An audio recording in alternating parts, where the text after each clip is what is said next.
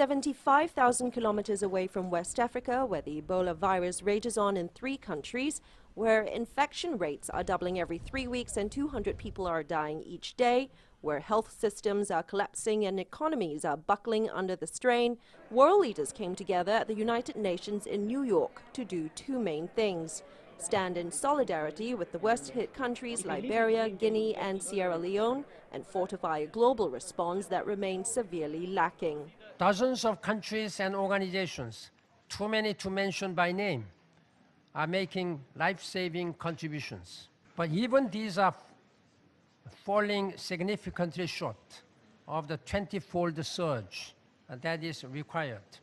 The World Health Organization said earlier this week that the number of infections could reach 20,000 by November, and the U.S. Centers for Disease Control and Prevention said that at the current rate, there may be as many as 1.4 million infections by January.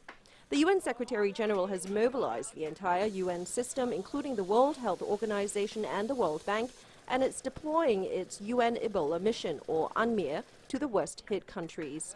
The UN Mission on Ebola Emergency Response, UNMIR in short, referred to by Mr. Secretary General, is in full emergency mode. I ask all of you to put yourselves in that same frame of mind. Every day, every minute counts. We need to talk, of course, but we also need to act with speed and efficiency.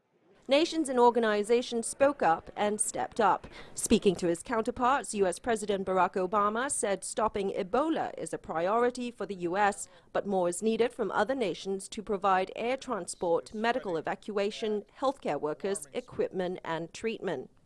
If we move fast, even if imperfectly, then that could mean the difference between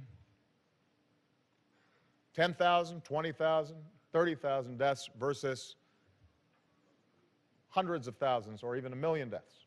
China, which has contributed funding and specialists to the emergency response, expressed its continued commitment to fight the outbreak. As we speak, the fight against the epidemic remains fierce, far beyond the capability of any individual countries suffering from the disease. Time is life. The international community must act together and do more to get through this difficult time. The World Bank pledged another $170 million to help boost the healthcare systems in Liberia, Guinea and Sierra Leone, and that brings the total contribution from the World Bank to $400 million so far. Canada is adding another $27 million, while China has committed $33 million to the United Nations and another $2 million to the World Health Organization and the African Union. It also has more than 200 medical personnel on the ground in the region. Liling, CCTV, New York.